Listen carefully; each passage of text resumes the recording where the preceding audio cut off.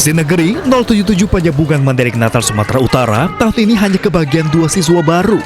Padahal masa tahun ajaran baru segera dimulai Senin pekan depan. Setiap tahun sekolah ini selalu kekurangan siswa baru akibat kurangnya fasilitas sekolah.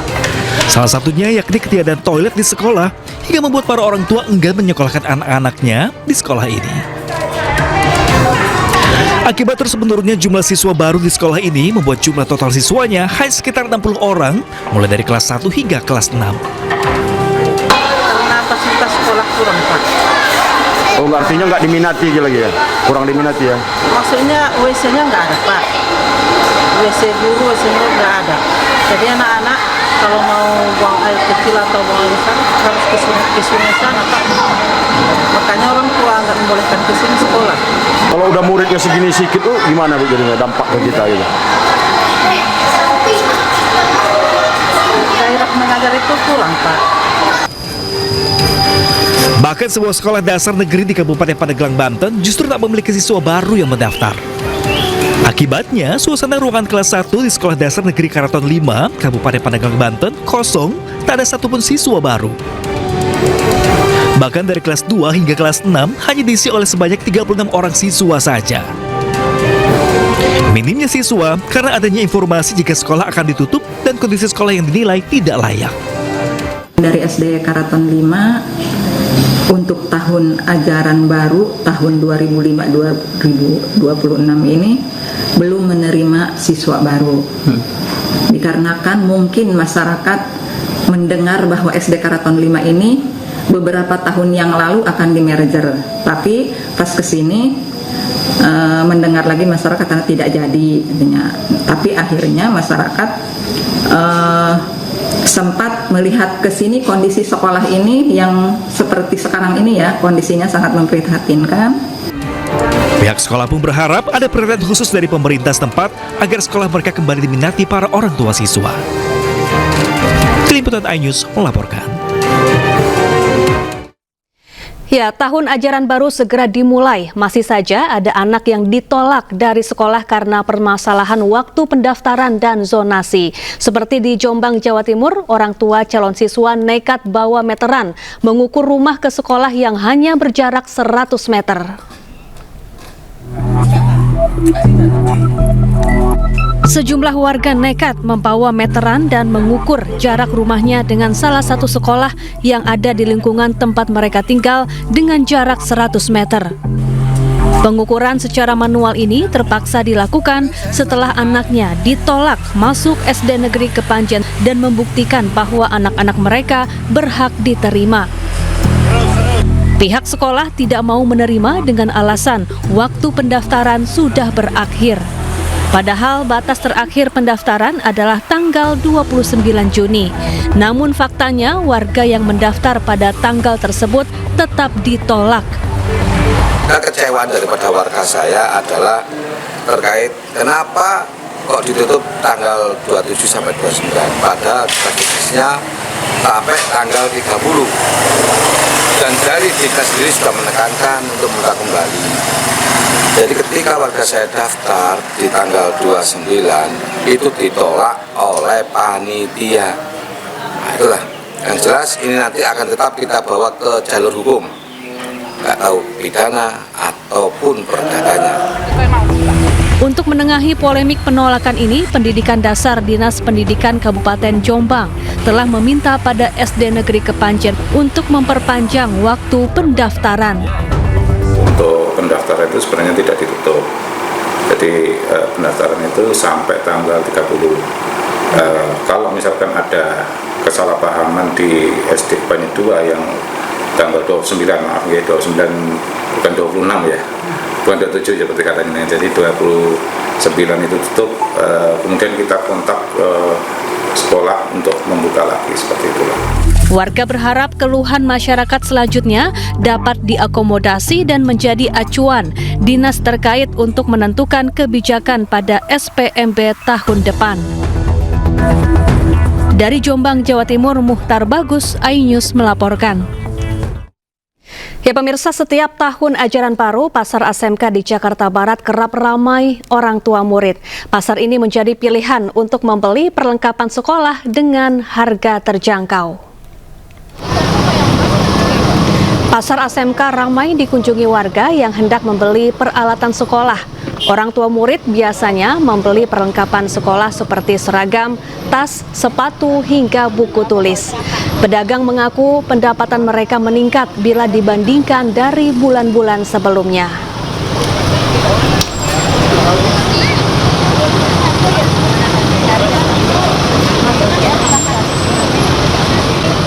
Lalu bagaimana keramaian pembeli di pasar perlengkapan sekolah? Kita terhubung dengan Galuh Pandu di Pasar ASMK Jakarta Barat dan juga Iskandar Nasution di Cilegon, Banten.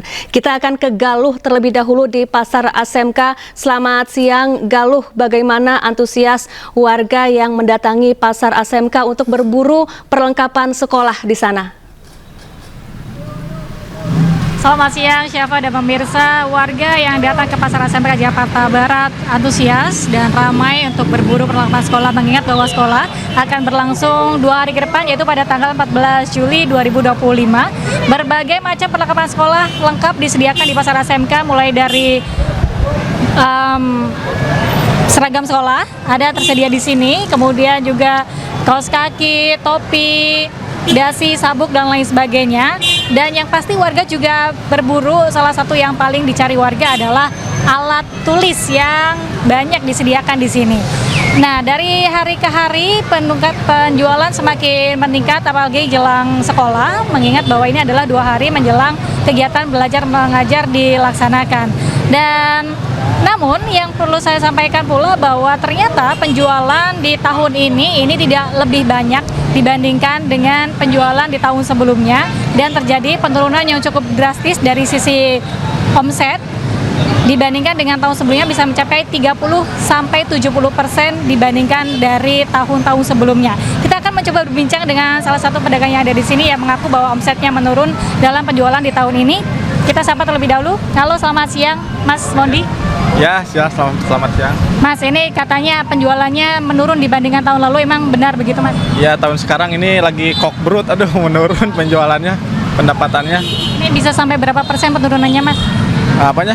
Penurunannya sampai berapa persen? Penurunannya mungkin 15% sampai 20%. 15 sampai 20%. Nah, ini kenapa Mas kira-kira? Ya, mungkin ini kalau menurut saya ya saingan sih sama yang online juga. Ya, walaupun harga lebih murah kita ini di pasar dibandingkan sama yang online, nggak tahu kenapa pembeli sekarang kebanyakan beli yang online. Mungkin malas keluar, panas, dan malas capek-capekan juga kali ya ngantri gitu. Oke Mas Modi, terima kasih banyak atas informasinya ya. Dan tadi saya juga sempat berbincang dengan pedagang yang lain bahwa salah satu yang menjadi penyebab penurunnya omset mereka adalah karena PHK yang terjadi besar-besaran, sehingga daya beli masyarakat ini sudah mulai menurun. Dan namun demikian, penjualan barang-barang atau kebutuhan perlengkapan sekolah di sini ini masih jauh lebih murah dibandingkan dengan harga-harga di pasaran ataupun harga di online, dengan harga yang lebih terjangkau, bisa mencapai 50% lebih murah daripada harga yang dijual di pasaran.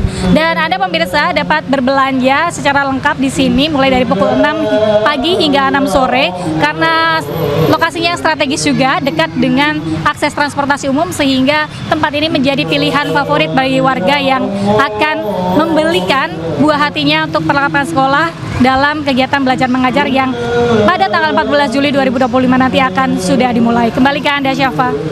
Iya, Galuh, boleh ditanyakan berapa harga buku dan juga harga seragam yang dijual di sana? Baik Syafa, tadi saya sempat bertanya bahwa beberapa harga buku yang dijual di sini adalah di kisaran Rp20.000 sampai Rp45.000, tapi saya akan mencoba bertanya kembali. Mas, harga buku yang di sini mulai harga berapa dijual Mas? Ini buku mulai dari harga Rp25.000 sampai yang paling mahal itu ada di Rp70.000.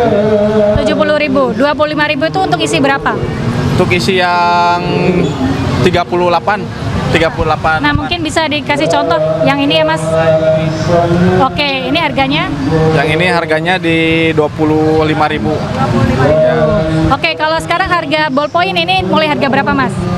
Oh, ballpoint itu mulai harga 20.000 juga sampai yang mahal 65.000 ada.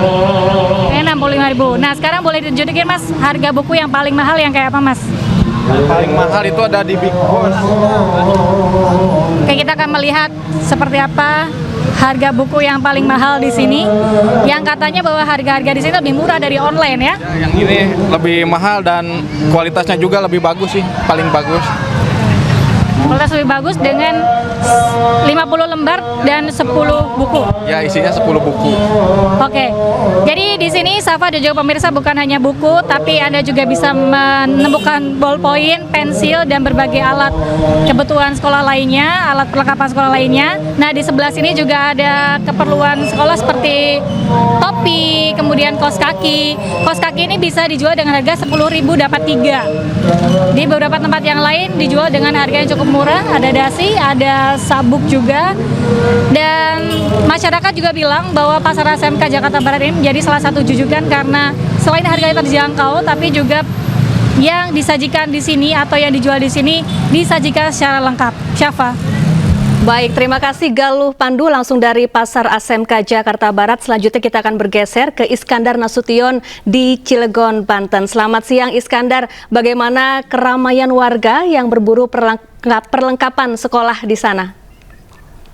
Ya baik, coba selamat siang pemirsa, dapat saya informasikan sejak pagi hingga siang hari ini toko buku Sahih di Cilegon ini tampak di sakit pengunjung, di mana mereka membawa serta anak mereka untuk memilih perlengkapan sekolah, mulai dari buku tulis hingga perlengkapan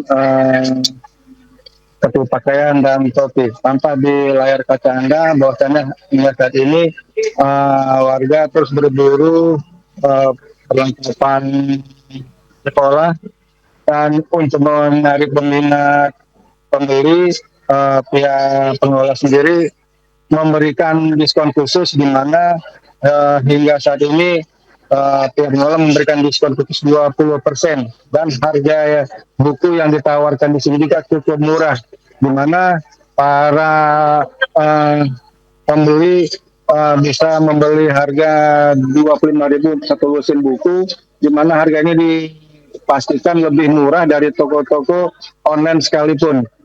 Apa? Baik, Iskandar, ini sampai pukul berapa toko perlengkapan sekolah yang banyak didatangi oleh warga Cilegon ini buka? Ya, Sapa, bisa memberikan memang toko ini memang buka sejak pukul 9 pagi hingga pukul 21.30 malam hari. Pihak pengelola mengaku mereka sempat kewalahan, di mana pengunjung itu hingga malam hari masih saja terus mendatangi toko buku mereka, dan ini sudah terjadi sejak 2 minggu terakhir, dan diperkirakan omset sudah mencapai agak kenaikan hingga 90%. Sapa. Baik, terima kasih Iskandar Nasution langsung dari Cilegon, Banten. Sebelumnya tadi juga ada Galuh Pandu dari Pasar SMK Jakarta Barat, dan selamat bertugas kembali rekan-rekan. Ya pemirsa, libur sekolah segera berakhir, objek wisata air di Bogor, Jawa Barat diramaikan pengunjung anak-anak. Sementara di Bantul, Yogyakarta, anak-anak semangat bermain layang-layang 3 dimensi. Ratusan warga yang dominasi anak-anak sekolah memadati wisata air Jati Ombo Water Park Paru Panjang, Kabupaten Bogor, Jawa Barat. Di masa libur panjang yang akan segera berakhir, pengunjung anak memadati semua jenis kolam, juga beragam wahana seperti ember tumpah dan juga perosotan. Tak hanya warga Bogor, warga dari luar daerah juga sengaja datang untuk berwisata bersama keluarga. Mengingat udara yang segar dan harga tiket murah hanya Rp25.000 per orangnya. Berenang, wisata di hari libur Bu ya? Iya betul. Masih bawa anak sih Bu? Keluarga. Oh buat keluarga. Ibu baru pertama kali apa gimana? Pertama kali. Terus ibu di sini sering apa gimana? Apa? Sering apa gimana? Sering. Baru ini. Baru pertama. Nah ibu ngelihat seperti ini momen liburan seperti apa bu? Menurut ibu? Ya rame, lumayan rame tempatnya. Terus? Kadang buat anak-anak lah ngajak liburan ke sini. Ya harga tiket berapa bu biasanya bu? Termasuk murah ya? Jangkau.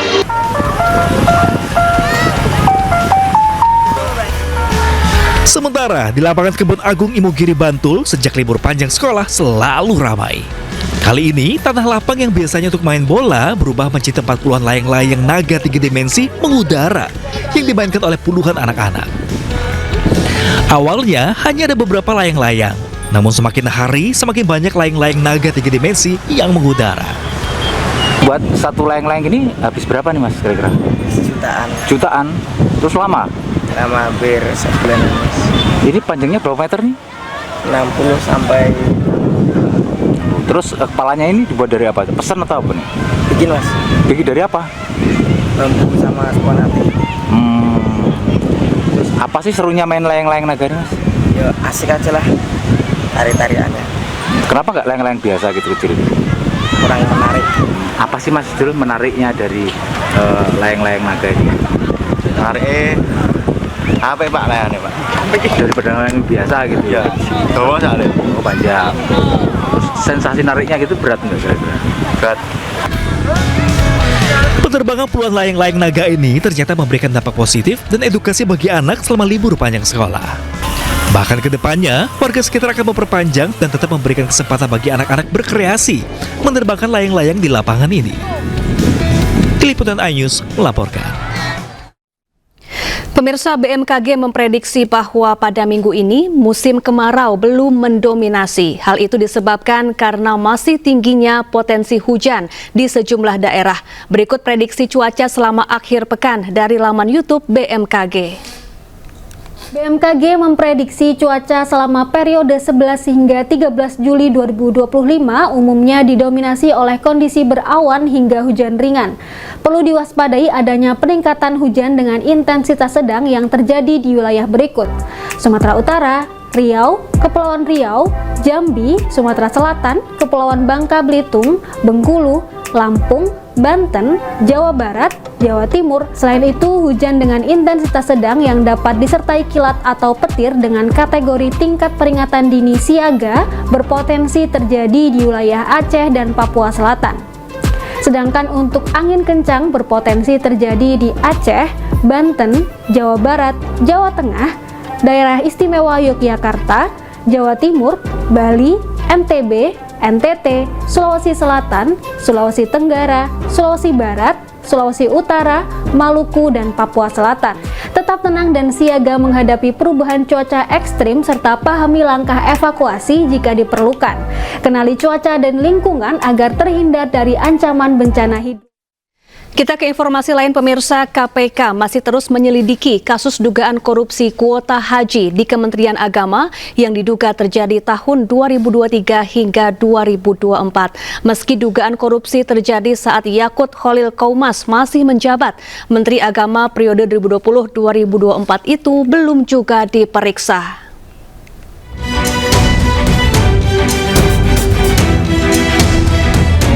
Komisi Pemberantasan Korupsi tengah mengusut dugaan korupsi penetapan kuota dan penyelenggaraan haji di Kementerian Agama. Selasa kemarin, Komisi Anti Rasuah tersebut memeriksa Kepala Badan Pengelola Keuangan Haji (BPKH) Fadlul Imansyah terkait kasus tersebut. Dalam wawancaranya, Fadlul menyebut ia memberi keterangan sebagai bentuk komitmen BPKH dalam menegakkan hukum sesuai ketentuan dan perundang-undangan yang ada. Sementara itu, juru bicara KPK Budi Prasetyo mengkonfirmasi pemeriksaan Fadlul terkait penyelidikan perkara kuota haji. Meski sejumlah saksi sudah dipanggil dan diperiksa, hingga kini KPK belum memeriksa Menteri Agama periode 2020 hingga 2024 masa kepemimpinan Joko Widodo, Yakut Khalil Qaumas. Padahal dugaan korupsi penetapan kuota dan penyelenggaraan haji di Kementerian Agama terjadi saat Yakut masih menjabat. Maksudnya kenapa Pak Yakut sampai hari ini nggak ada beritanya? Kan Pak Yakut ini terkenal dekat sama Pak Jokowi gitu. Apakah Bapak bisa spekulasi ada kedekatan khusus atau? Seharusnya KPK tetap independen. Ya, kami dulu menangani malah desanya Pak SBY. Pak SBY juga tidak ikut campur. Kita independen saja dan proses hukum dan tidak ada cawe-cawe atau campur tangan dari Pak SBY. Itulah yang kita. Kekejaman Zionis Israel tak ada hentinya. Kali ini anak-anak di rudal dan 15 orang warga Palestina dibantai saat sedang antre obat. Selengkapnya sesaat lagi, tetaplah bersama kami.